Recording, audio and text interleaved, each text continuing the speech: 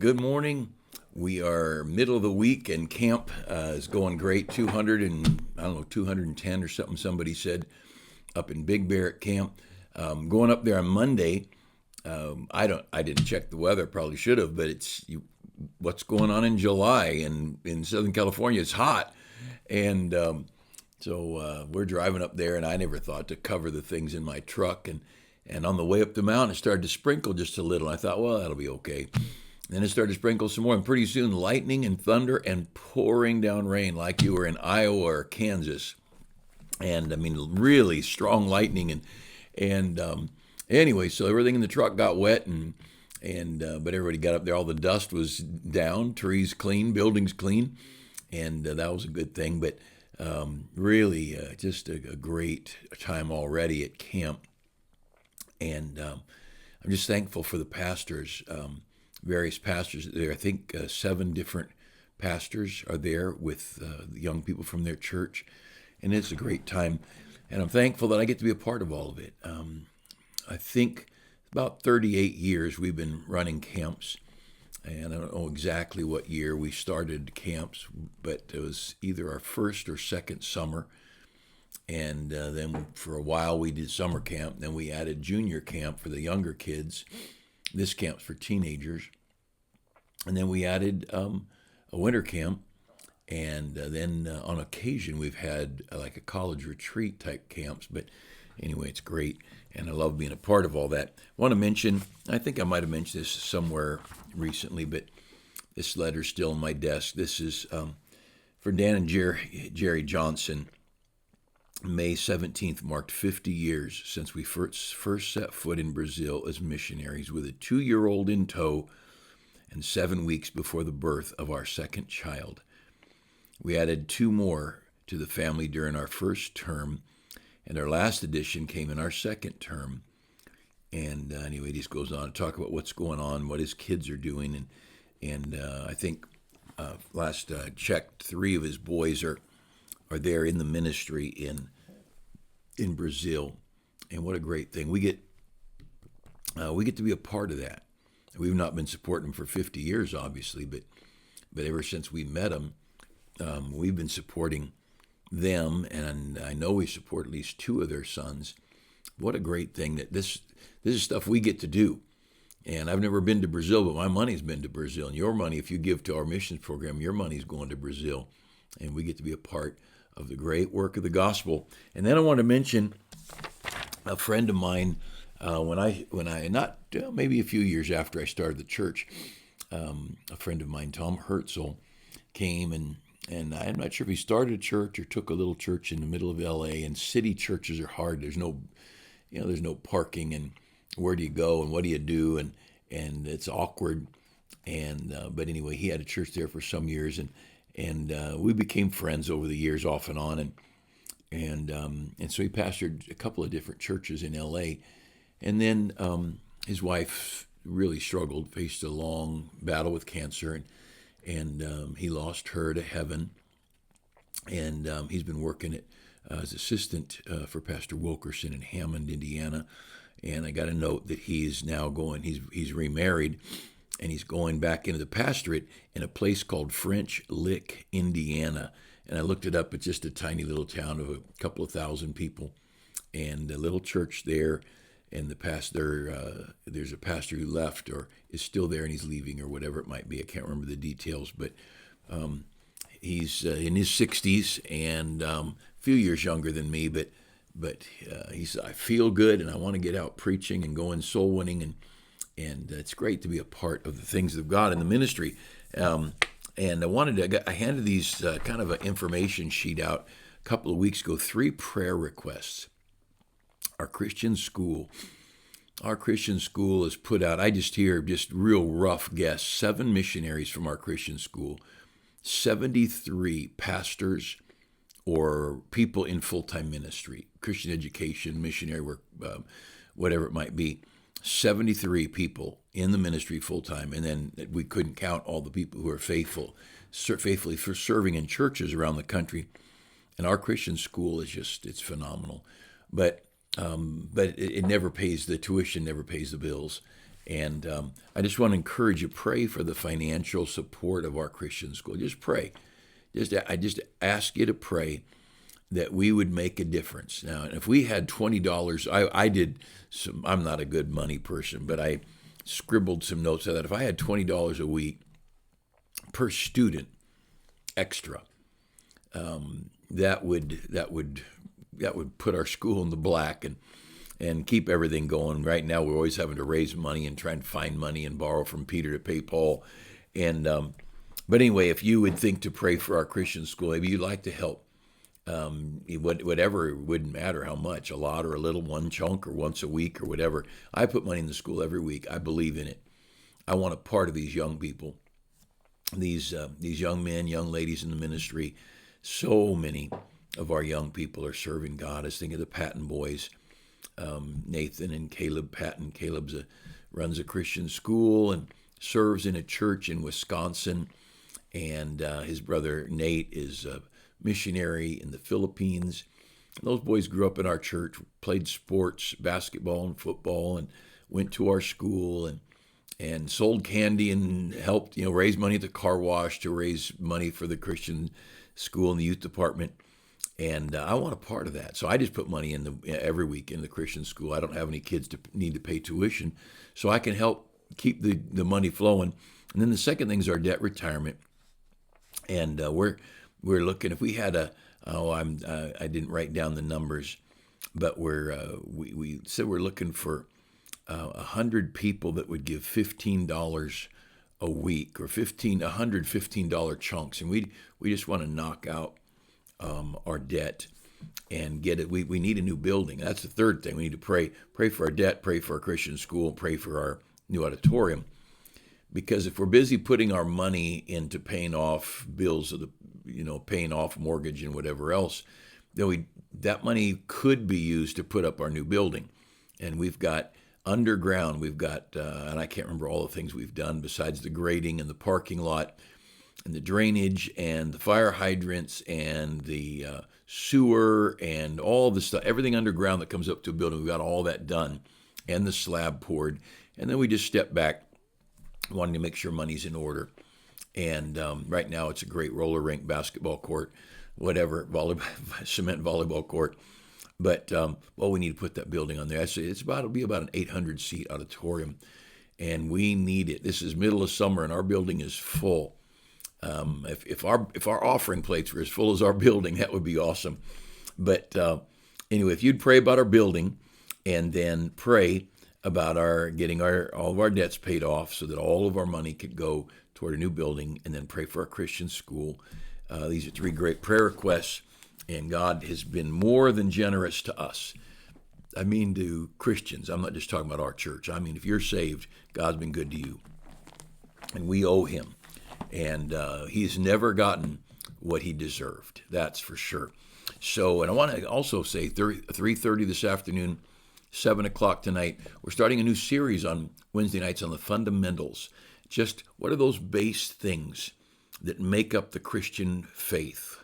When Jude wrote that we should earnestly contend for the faith, what are those fundamental basic things? Like we have church Sunday morning, Sunday night, and Wednesday night. Well, that's not a fundamental. You could have church Sunday morning and Tuesday night and Thursday afternoon. And, the disciples, the first century church, they met daily. They met whenever they could meet. And in some places in the world, you hide and you meet whenever you can. But that's not a fundamental. There are a lot of things. We have Saturday morning soul winning. We have bus routes.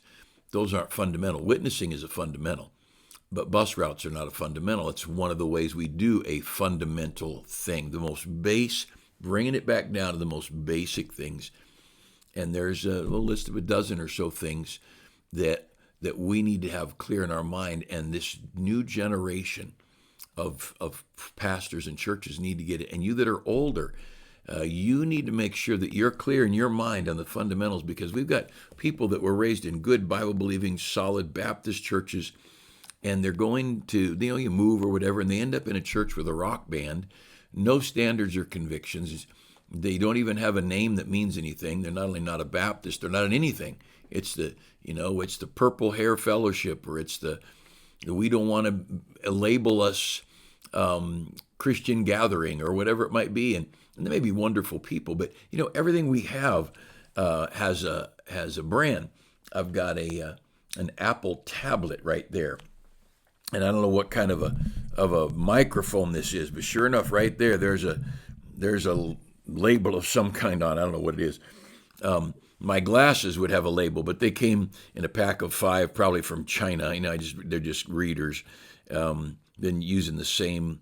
I'd read the label on it, but I have to put my glasses on to be able to read it. But we want, we've got labels on our clothes and labels on our phones and labels on our basketballs and labels on our cars. And somehow we don't want to label our church. We want to say what we are. Well, yeah, we should say what we are, but we need to know what we believe, why we believe it, and we need to be strong in our faith, not ugly about our faith, but strong. And I'm not going to go to a church. There's some things that I would call the fundamentals. I'm not going to a church that doesn't have soul winning. The work of getting the gospel out is a fundamental mandate. I'm not going to go to a church that doesn't use their King James Bible. I'm just not. You do what you want. It's all between you and God. Obviously, it's your faith. It's my faith between us and God. But there are some fundamental things.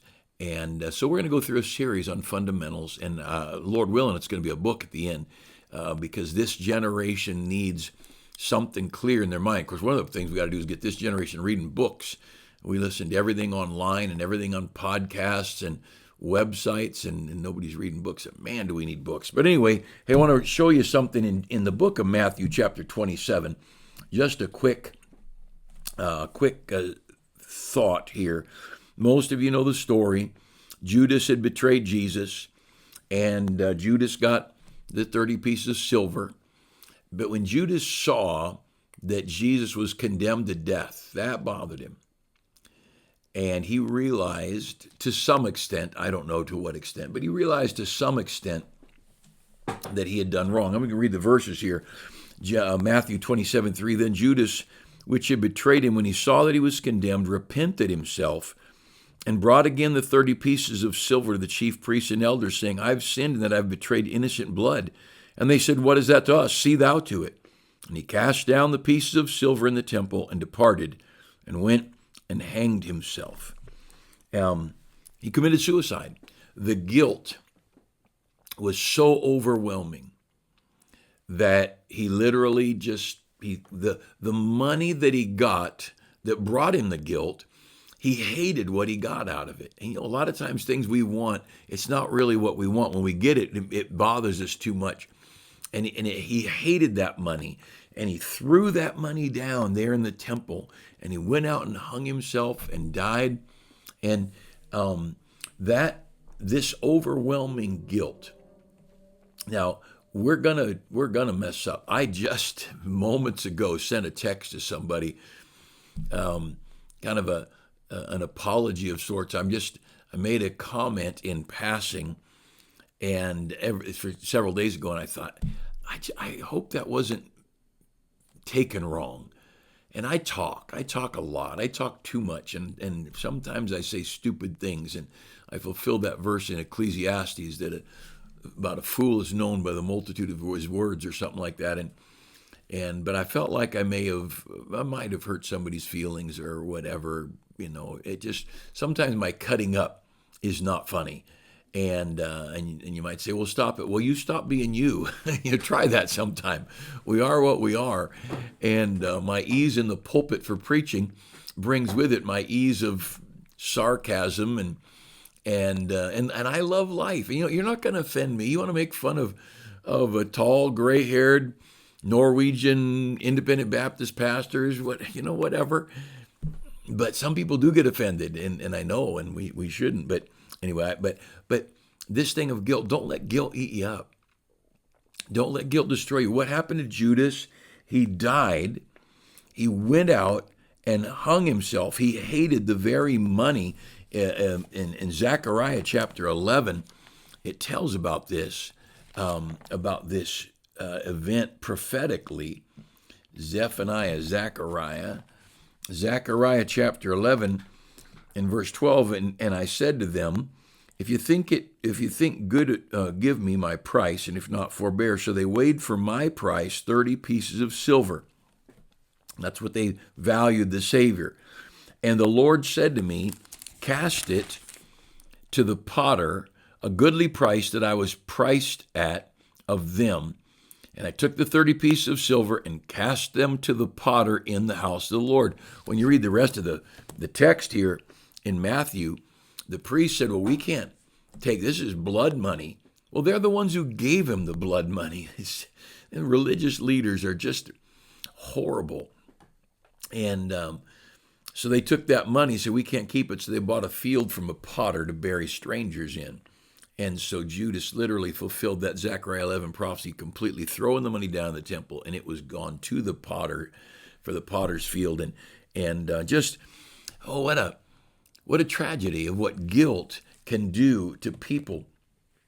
In John chapter 10, around verse 10, it says, the thief, speaking of Satan, cometh not but for to steal, to kill, and to destroy. That's what he comes for. He doesn't care if he destroys your life through you winning the lottery or you becoming a drunk. He just wants to ruin you. He wants to kill you. He wants to make your life unproductive. He wants to ruin your children, your marriage, your physical life, whatever it might be. And that's what the devil does. And one of his tools is guilt. And guilt that's not properly cared for can destroy us. You take the story of Hanan back there in 2 Samuel. David was friends with Hanan's father. And the man died. And so David just sent some guys. They didn't have, FedEx or FTD flowers. So he sent several of his men to Hanan with a gift and said, just tell him I'm sorry. Tell him I'm sorry about his father dying. Well, that was an innocent enough thing. Well, this is a young guy who just lost his dad, who's suddenly king, probably ill-prepared. And some counselors came to him and said, you think David really cares about you enough to want to comfort you? He's sent people to spy out the land. Your dad's gone, and he's thinking he can take over the country. And they gave him the most horrible advice. And so he hires a bunch of soldiers to help him fight against, well, the first thing he did is he shaved off the guys half their beards. He cut off their garments in the middle of their behind, and he sent them away, humiliated these guys. Well, he realized he stunk in the nostrils of David. He realized, what a stupid thing to do. Now, you've done it. You've said something or done something. You've thought, it's so stupid. What was I thinking? Now, you can either build up a wall to protect you. You can try and lie or cheat to cover for the thing you did wrong. Or you could say, I am so sorry. I was wrong. But see, our pride and our selfishness, our self-seeking, we don't want to do things like that. And over in 2 Samuel chapter 10, let me just read a verse for you. In 2 Samuel chapter 10, because the numbers are there, and it's a tragedy, the number of lives that were lost because of this story. In 2 Samuel 10:6, and the children of Ammon saw that they stank before David. And the children of Ammon sent and hired the Syrians of Beth Rehob and the Syrians of Zobah, 20,000 footmen, and of King Maacah, and 1,000 men, and of Ishtab, 12,000 men. And so he hired all these soldiers because he realized, David's going to be so mad. He's going to be so mad he's going to kill me. David has had tragedies in his life. David's had plenty of burdens and problems. If Hanan would have sent messengers to David saying, I am so sorry, I was wrong. How can I possibly make this thing right?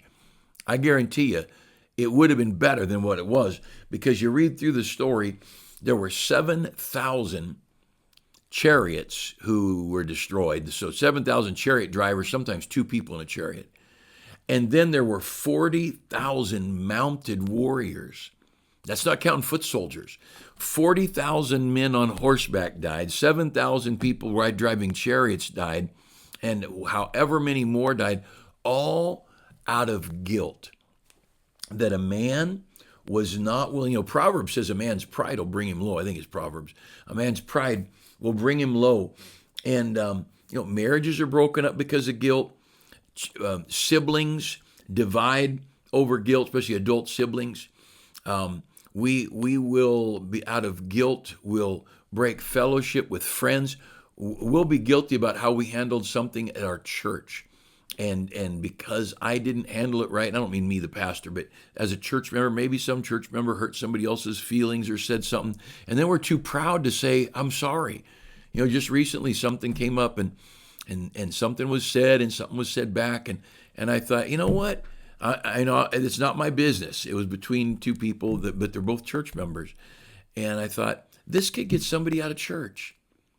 Just don't let the guilt make you proud to, no one's going to tell me what to do. Well, stop it. If you were wrong, admit it. And it wouldn't hurt. Maybe you weren't wrong, but maybe your response to the wrong was wrong. You know what I mean? We can do that. Marriages break up because we begin to build up these walls of meanness. And people lose jobs over things like this and all the hurt. 1 John chapter 3 verse 20 talks about our heart. If our heart condemn us, if your heart is condemning you, you have a choice. You can either go first to God. God, I was wrong. And God help me. I don't want to be that kind of person. And then you go to the person. If you offended a person, hurt a person, stole, wrecked, whatever. One of our men, he's in heaven now, Ray Fossey.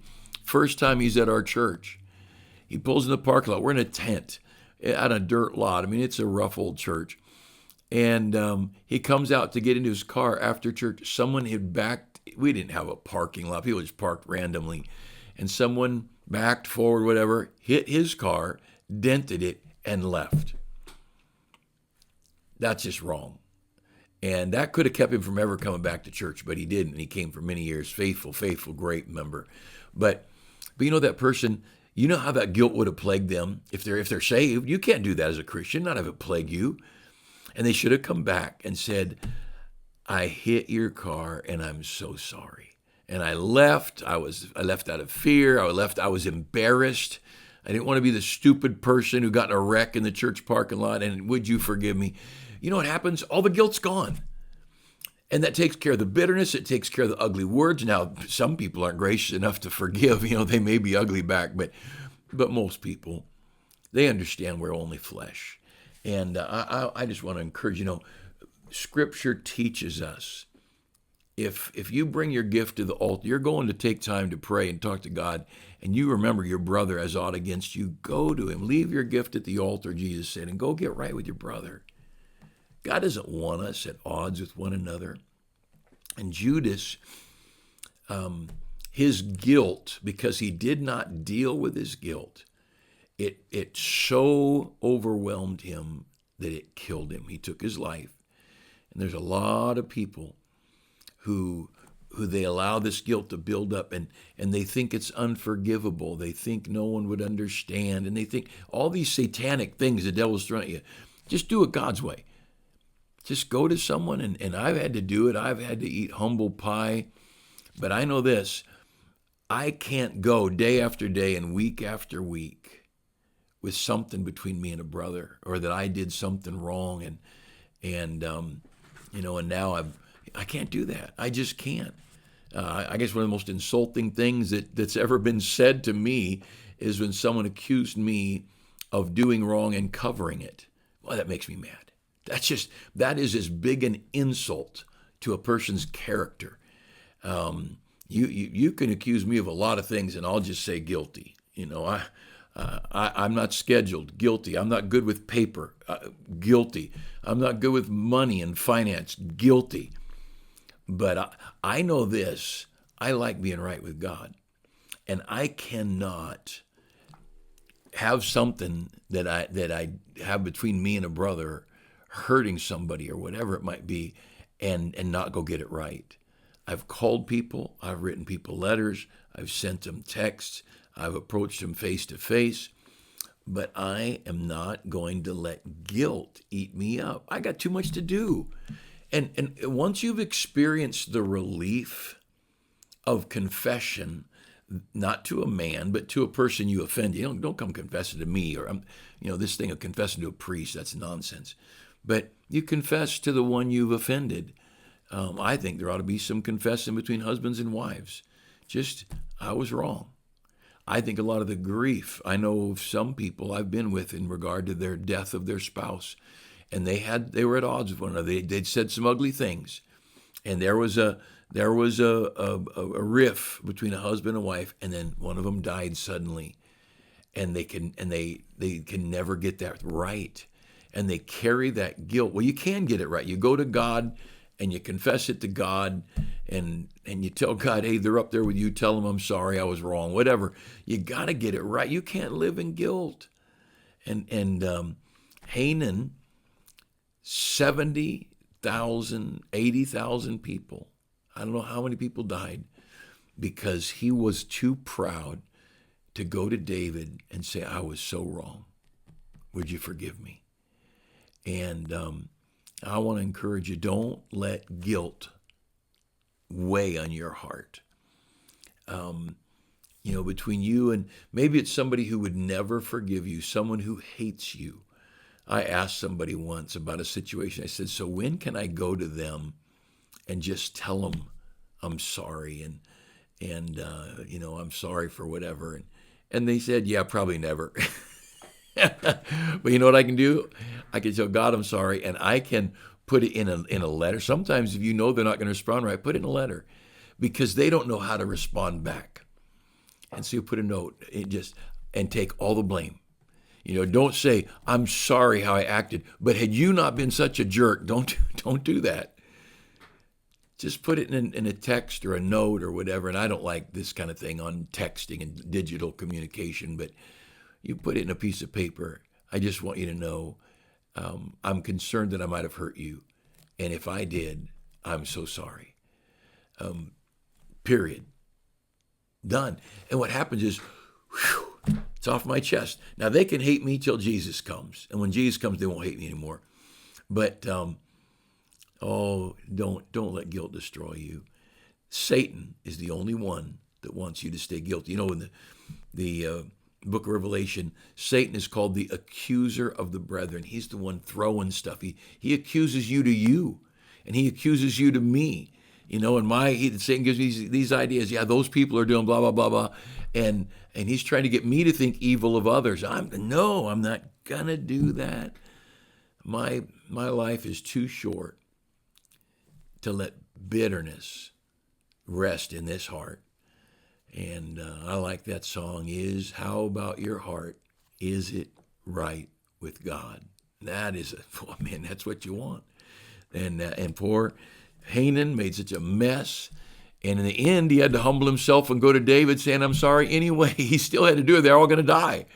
Because David, Joab, and Abishai were going to whoop on these guys. They did. All those 70,000 plus died. And then Hanan, I'm sorry. Well, if he'd have said that, it would have saved 70,000 funerals. And there's an awful lot to be said, just admitting we did wrong. Hey, I overreacted. I mishandled things. I acted not knowing all the facts. Had I known all the information, or I acted just covering with my own stupid pride, and get rid of that guilt. If you're not sure how, if you're wrestling with some guilt, call your pastor. If you go to our church, talk to me. Talk to one of the guys on our staff or ladies in our staff. If you go, whatever church you go to, talk to somebody. Don't let guilt cripple you, because it is a wicked master, and it'll just choke you, and often it'll destroy you. Hey, have a great day. See you at the Bible study, 3:30 and 7:30, 7 o'clock tonight, and hope you have a great afternoon.